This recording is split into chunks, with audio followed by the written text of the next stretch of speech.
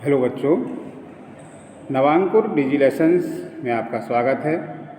मैं वासुदेव शर्मा, क्लास 9 हिंदी क्षितिज। आज आपको पाठ दो बैलों की कथा पढ़ाने जा रहा हूँ। दो बैलों की कथा जिसके लेखक हैं मुंशी प्रेमचंद जी। मुंशी प्रेमचंद जी का थोड़ा सा हम परिचय के बारे में जानें। मुंशी प्रेमचंद जी का जन्म सन 1880 में बनारस के लम्ही गांव में हुआ था। उनका मूल नाम धनपत राय था। इन्होंने असहयोग आंदोलन में सक्रिय भाग लिया और इसलिए सरकारी नौकरी से त्यागपत्र दे दिया। सन 1936 ईस्वी में इन महान कथाकार का देहांत हो गया। इनकी जो प्रमुख रचनाएं हैं, इनकी जो कहानियां हैं, मानसरोवर के 8 भागों में संकलित हैं। सेवा सदन, प्रेमाश्रय, रंगभूमि, कायाकल्प, निर्मला, गमन, कर्मभूमि, गोदान, ये इनके उपन्यास हैं। हंस, जागरण, माधुरी आदि इन्होंने पत्रिकाओं का संपादन भी किया है। तो ये हमने थोड़ा सा इनका परिचय के बारे में समझा। अब जो इनका जो पाठ है हमारी 9th क्लास हिंदी क्षितिज में आया है, दो बैलों की कथा। दो बैलों की कथा जैसा कि आपको दिख रहा है ना, दोनों बैल हैं। इनका नाम हीरा मोती है और ये इस कहानी के माध्यम से इन्होंने मूक पशु के बारे में, स्नेह के बारे में बताया है। ये जो दो बैलों की कथा है, इसके माध्यम से प्रेमचंद जी ने कृषक समाज और पशुओं के भावात्मक संबंध का वर्णन किया है। इस कहानी में उन्होंने यह भी बताया है कि स्वतंत्रता महज में नहीं मिलती, शहर में नहीं मिलती, उसके लिए बार बार संघर्ष करना पड़ता है। इसमें ये बैल जो है ना, बार बार स्वतंत्र होने का प्रयास करते हैं और लेकिन कई बार संघर्ष पूर्ण रहते हैं। इस प्रकार परोक्ष रूप से यह कहानी आज़ादी के आंदोलन की भावना से जुड़ी है, क्योंकि ऐसे आंदोलन में भी रहे। इन्होंने इस कहानी के माध्यम से स्वतंत्रता के बारे में भी एक संदेश दिया है। तो इनकी जो प्रमुख हमारी 9th क्लास की कहानी है, दो बैलों की कथा। अब हम इस कहानी के सारांश की ओर चलते हैं। तो इनका जो कहानियों से सारांश से संबंधित है, इसमें बताया है जानवरों में सबसे ज़्यादा बुद्धिहीन समझा जाने वाला गधा वास्तव में बहुत सीधा और सहनशील प्राणी है। इस पंक्ति के माध्यम से वह क्या बताना चाहते हैं कि जो जानवर होते हैं, चौपाए जानवर होते हैं और कुछ सहनशील होते हैं, कुछ क्रोधी होते हैं, लेकिन इनमें जो गधा नाम का जो जानवर है बड़ा सहनशील होता है। गायें सींग मारती हैं, कुत्ते भौंकते हैं, है ना। अन्य जो जानवर हैं वह तो क्रोधी होते हैं, लेकिन जो गधा होता है वह कैसा होता है? कभी उसे क्रोध नहीं आता। कितना भी उसे बोझा लाद लो, खूब पिटता रहेगा, है ना। और कभी भी खराब घास देखकर उदास नहीं होगा, उसको भी चरने का प्रयास करता है। सुख दुख हानि लाभ से परे उसके मुख पर एक विषाद स्थायी रूप से छाया रहता है। वह कभी भी सुख में प्रसन्न नहीं होता और हानि या के समय पर भी उसे कोई दुख नहीं होता। तो यहाँ ये लेखक बताना चाहते हैं जैसे कि ऋषि मुनि श्रेष्ठ गुणों से युक्त हैं, वैसे ही ये श्रेष्ठ गुणों से गधे को बताया गया है, युक्त बताया है। आदमी का उसे बेवकूफ़ कहना सचमुच सद्गुणों का अनादर करना है। लोग कहते हैं ना, किसी बच्चे से कह दिए तुम तो गधे हो, है ना, किसी व्यक्ति से कह दिया। नहीं, गधे के माध्यम से लेखक ये कहना चाहते हैं गधा एक गुणों से युक्त होता है, ऐसा प्राणी है। अब यहाँ देखा बताया है गधे का छोटा भाई बैल, जबकि बैल गाय बैल को लोग बड़ा अच्छा समझते हैं, लेकिन यहाँ बताया है लेखक ने बैल बेवकूफ़ों की श्रेणी में आता है। ठीक, क्यों? कभी कभी उसे क्रोध आता है, वह मारता है, वो अड़ियल हो जाता है। अड़ियल से मतलब आगे नहीं बढ़ता है, हैं, और अपना असंतोष प्रकट कर देता है। यदि उसे सही से भूसा ना डाला जाए, खली ना डाली जाए तो वह असंतोष हो जाता है और अड़ियल बन जाता है। तो यहाँ ये छोटा सा इसके माध्यम से लेखक ने प्रयास किया है।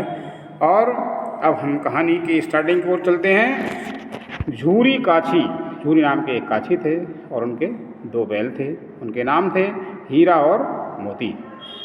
हीरा मोती में बड़ा भाईचारा था। भाईचारे से मतलब दोनों एक साथ रहते थे, है ना। एक सार में उनको बांधे जाते थे, हमेशा दोनों एक दूसरे को चाटते चुपकारते रहते थे।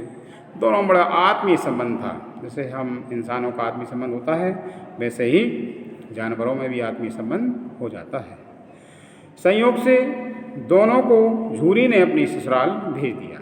क्या हुआ कि झूरी की जो ससुराल थी, उनके साले थे, उनके यहाँ बैल नहीं थे। एक बार उनके साले आए और उन बैलों को ले गए। अब जो जानवर होते हैं वह यदि जैसे अपना कोई जगह बदल जाए, जगह चेंज हो, कहीं जाना होता तो अपन को बड़ा मन में असंतोष होता है। ऐसे ही जानवर भी मन में बड़े असंतोष होते हैं और वहाँ जाना दोनों के लिए क्या हुआ, अच्छा नहीं लगा। दोनों ने वहाँ पहुँच पर मूक भाषा में सलाह की। वह आपस में एक दूसरे से सलाह की और उन्होंने सोचा कि अब यहाँ इसने ला के बांध तो दिया है, हाँ, ना तो भूसा खाया, न खली खाई, पानी भी नहीं पिया और अपना वहाँ से मुक्त होने का विचार बनाने लगे। जब रात्रि में गांव में सब लोग सो गए, है ना, तो उन दोनों बैलों ने जोर लगाया और जो रस्सी से बांधे गए थे उस रस्सी को तोड़कर घर से भाग गए। भागकर सीधे झूरी के घर, जो झूरी नाम का किसान था, उसके घर आ गए। अब जब सुबह उन्होंने देखा झूरी ने तो बड़ा बैलों को प्यार किया, पुचकारा। लेकिन झूरी की जो पत्नी थी वह उन्हें देखकर बड़ी क्रोधित हो गई। क्यों कि उन्होंने सोचा ये तो मेरे मायके से लौट के आ गए, मेरे भाई ने इनको ले गया था खेती करने के लिए, लेकिन ये तो आ गए। तो बड़ी क्रोधित हुई, जल गई। फलस्वरूप उनका दाना खली बंद हो गया, यानी कि झूरी की पत्नी ने उन्हें खली आदि भूसा देना बंद कर दिया, सूखा भूसा दे दिया। दूसरे दिन झूरी का साला फिर आया और उन दोनों बैलों को गाड़ी में जोतकर फिर से ले गया और वहाँ उन्हें जाकर क्या किया, बहुत मोटी रस्सी से बांध दिया कि अब ये रस्सी ना तोड़ पाएँ। इस तरह ये कहानी आगे बढ़ती है और ये बताया है कि जानवर भी जो होते हैं वह स्थान से प्रेम करने लगते हैं, लोगों से प्रेम करते हैं, दूसरी जगह उन्हें जाने में अच्छा नहीं लगता और स्वतंत्र होने का प्रयास करते हैं। अब जब उन्हें वहाँ एक मोटी रस्सी से बांध दिया गया तो क्या हुआ कि उन्होंने उसको भी तोड़ने का बार बार प्रयास किया है और उन्होंने उसके साले ने उनको बहुत दंड दिया, सूखा भूसा खाने को दे दिया, है ना। अब यहाँ जो हीरा और मोती नाम के जो बैल थे उन्होंने अपने को अपमानित समझा और उन्होंने उस भूसे को नहीं खाया। अब उसने हल में जोता है, हल में जोतने पर उन्होंने खेत में आगे बढ़ना पसंद नहीं किया, एक पाँव भी आगे नहीं उठाया। यहाँ झूरी का जो साला था उन्हें बार बार मारता पीटता हैं और प्रयास करता आगे चलाने का, लेकिन दोनों बैल थे कि अड़ गए, अड़ियल हो गए और आगे नहीं बढ़े। जब उन पर ज़्यादा मार पड़ी तो उन्हें गुस्सा आ गई, बैलों को गुस्सा आई और रस्सी और जुआ सब तोड़ दी और दूर भाग गए। दोनों बड़े नाराज हो गए, दूर जाकर पहुँचे, है ना। लेकिन झूरी के साले ने आवाज़ लगाई कुछ लोगों को, दूसरे लोग भी आए, वो भी आया और उनको रस्सियों से बांधकर पुनः अपने घर ले आए। खाने के लिए वही सूखा भूसा दिया है, कुछ भी नहीं दिया, तो बैलों ने वो भी नहीं खाया। अब हुआ क्या कि वहाँ उनके घर एक छोटी सी लड़की रहती थी। उस लड़की को थोड़ी बैलों पर दया आई और उसने जाकर दोनों को एक एक रोटी खिला दी। अब उस एक एक रोटी से उनका पेट तो भरने वाला नहीं था, लेकिन थोड़ी मानसिक सांत्वना उन्हें मिल गई। ठीक, अब जब मोटी रस्सी से बंधे हुए थे उन्होंने बार बार उसको खींच के तोड़ने का प्रयास किया, स्वतंत्र होने का प्रयास किया, लेकिन वह रस्सी नहीं टूटी। तो उन्होंने अगला क्या सोचा, उस मोटी रस्सी को अपने मुँह में चबाने का प्रयास किया कि ये रस्सी कट जाएगी, लेकिन बहुत मोटी रस्सी थी और वह उनके मुँह में नहीं आई। बड़ा प्रयास कर रहे थे। उसी समय वो बालिका उस जगह पर आई, उन बैलों को देखा कि ये रस्सी काटने का प्रयास कर रहे हैं और वह तुरंत समझ गई कि इनको स्वतंत्र होना है, अर्थात इन्हें यहाँ से निकलना है। और उसने क्या किया, उस मोटी रस्सी का जो उनके गले में बंधा हुआ था उस रस्सी को खोल दिया। और जब खोल दिया और फिर खोलने के बाद भी वह दोनों बैल आगे नहीं बढ़े, ना भागे। क्यों? कि वह भी समझे कि यदि मान लीजिए हम निकल गए तो इस बिटिया की पर मार पड़ेगी, डांट पड़ेगी, कहेगी तुमने क्यों खोला। ठीक, ये वह सोचते रहे। बिटिया ने बार बार कहा आप लोग निकल जाएं, चले जाएं, लेकिन नहीं गए। फिर उसने एक तरकीब की और चिल्लाने लगी, फूफा जी बैल भाग गए, फूफा जी बैल भाग गए। जब ऐसा कहा तो वह बैल दौड़ गए, निकल गए हैं। गांव के लोग भी उनके पीछे भागे, है ना। और उनको जब देखा कि उन बैलों को भागते देखा तो उन्होंने तेज गति से दौड़े और वह बैल बहुत दूर निकल गए। अब क्या होता है, जब ये तेज गति से बैल भागे तो सही रास्ते से नहीं गए, जिस रास्ते पर उनका झूरी का घर था, और जल्दी जल्दी भागने के चक्कर में वह सही रास्ते से मार्ग को भटक गए। अब यहाँ वहाँ दूर ये चूँकि अब जब थोड़ी दूर तक ये लोग पीछे भागे, आखिर वो नहीं पकड़ पाए तो लौट आए, वापस आ गए। लेकिन बैल आगे बढ़े और भूखे से व्याकुल हो रहे थे। दोनों ने एक बढ़िया मटर का खेत देखा, हरा हुआ, हरे तो चरना शुरू कर दिया। पेट भरकर खूब मटर खाई हैं और बढ़िया आनंद लिया। और तभी बढ़िया मेड़ पर खड़े थे, इतने में एक उन्हें सांड आता हुआ दिखाई दिया। ठीक, बड़ा मोटा ताजा एक सांड था। और उनसे वह दोनों ने मन में सोचा कि यदि ये सांड ने हम एक एक को मारा तो ये हमें परास्त कर देगा। दोनों ने विचार किया कि हम इससे डटकर मुकाबला करेंगे और दोनों मिलकर मुकाबला करेंगे। कहने का मतलब ये है, यदि एक साथ कितने भी बलशाली व्यक्ति को से यदि मुकाबला किया जाए तो वह परास्त हो जाता है। और वही उन्होंने किया और दोनों ने एक साथ उस सांड को सींग मारना शुरू कर दिया। और उन हीरा मोती के सींगों के हमले से वह सांड घायल हो गया। उसे बहुत दूर तक उन्होंने उसको रगेद दिया, है ना। और वह वहाँ पर दूर सांड भाग गया। तभी क्या होता है, जिस खेत को चर रहे थे उस खेत का मालिक आया और उसने उन दोनों बैलों को रस्सी से बांध लिया। ले जाकर उसने उन दोनों को कांजी हाउस में बंद कर दिया। कांजी हाउस एक ऐसा मतलब घर होता है जहाँ पर किसी आवारा पशु जो होते हैं उन्हें बंद कर दिया जाता है, और यदि कोई मालिक छुटाने नहीं आता कुछ दिन बाद उनको नीलाम कर दिया जाता है। तो ऐसे करके ये कहानी आगे बढ़ती है और वह उन दोनों बैलों को कहाँ रख दिया, कांजी हाउस में बंद कर दिया। तो हम देखते हैं आगे क्या होता है। कांजी हाउस में जब गए तो उन्होंने देखा वहाँ पर कई भैंसें, बकरियाँ, घोड़े, गधे आदि कई चौपाए जानवर उसमें बंद थे। क्योंकि वो पहले से आवारा थे तो उनको बंद किया होगा किसी ने, बंद थे। अब उनके सामने ना चारा था ना भूसा था, बेचारे असहाय से वहाँ बैठे हुए थे। कांजी हाउस में बड़ा बुरा हाल था, है ना। भूख से वह बड़े व्याकुल हो रहे थे।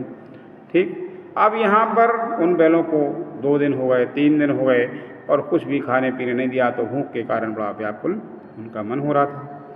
दोनों ने एक निर्णय किया, एक काम करते हैं, वही स्वतंत्र होने का प्रयास की करना, संघर्षशील बने रहना, लेखक का यही इसमें बार बार कहना है।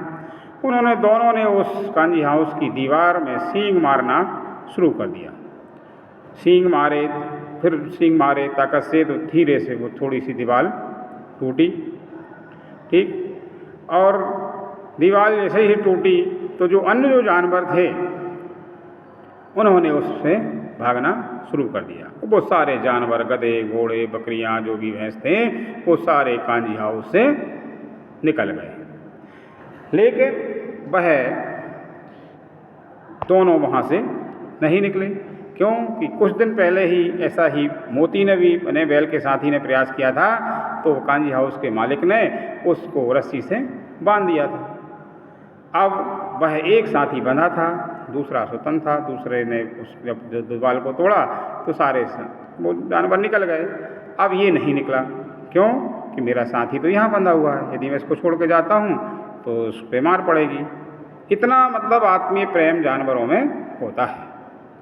अब उसने मोती को छुड़ाने का बहुत प्रयास किया, ठीक, रस्सी काटने का प्रयास किया, लेकिन वह उन्हें नहीं आया। और इतने में कांजी हाउस का जो कर्मचारी होता है वह आ जाता है और दोनों की बड़ी मारता है, उनको पीटता है ना, और वहीं फिर से बांध देता है। अब भूखे प्यासे बंधे बंधे बंधे बंधे 5 दिन हो गए, 7 दिन हो गए, और ऐसा जब कोई उनका मालिक छुड़ाने नहीं आया तो अगली प्रक्रिया जो होती है कांजी हाउस की, नीलाम करने की, नीलामी बोली जाती है। और वह दिन आया और नीलामी बोलने के लिए तैयारी हो गई। अब क्या होता है देखिए, दोनों बैलों को नीलामी बोली लगाई गई और उन दोनों बैलों को एक कसाई ने नीलामी में खरीद लिया। कसाई उसे कहते हैं जो मान लीजिए किसी तरह से और उनको बैलों को या जानवरों को मारते पीटते हैं, ले जाते हैं, भूखा मारते हैं, उसे कसाई कहा जाता है। तो दोनों बैलों के लिए कसाई ने खरीद लिया। अब कसाई ने जब खरीदा तो उन दोनों के लिए लेकर रास्ते में जा रहा था। जब सही रास्ते से जा रहा था, उन दोनों को अपना रास्ता परिचित में आ गया, याद आ गया, और उन्हें लगा कि ये तो हमारे गांव का रास्ता है। आगे चले तो कुछ खेत दिख गए, है ना, अपने झूरी का खेत दिख गया जिसमें हल चलाए जाते थे। उन्हें अपनी सारी पुरानी यादें आ गईं और वह धीरे धीरे आगे बढ़े और फिर उस कसाई के हाथ से रस्सी झटका दिया और छोड़कर सीधे दौड़ना शुरू कर दिया। दौड़ते दौड़ते दौड़ते वो झूरी के घर पहुंच गए।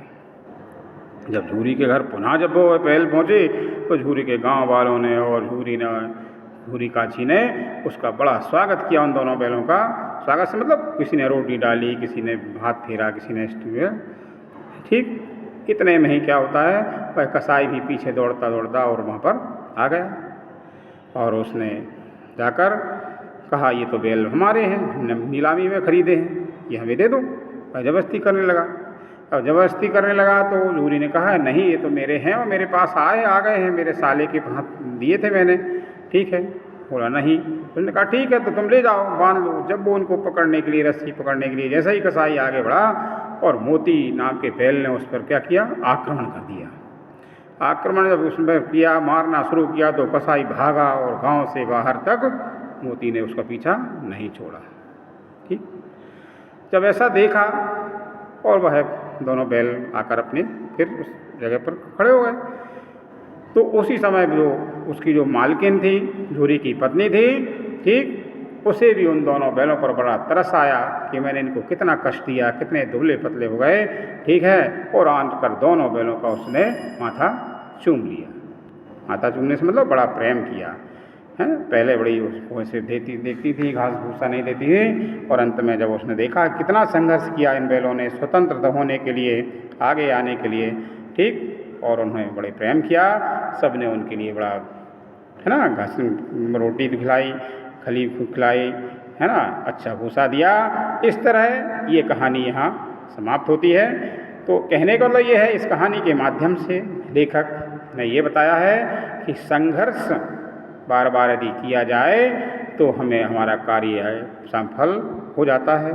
इन पशुओं के माध्यम से प्रेमचंद जी ने बड़ा भावात्मक संबंध बताया है ना, आत्मीय संबंध बताया है। और यदि एकजुट होकर संघर्ष किया जाए तो हमें स्वतंत्रता मिल सकती है। ये लेखक का इस कहानी के माध्यम से संदेश था, ठीक। और मुझे आशा है ये कहानी आप सबको पसंद आई होगी।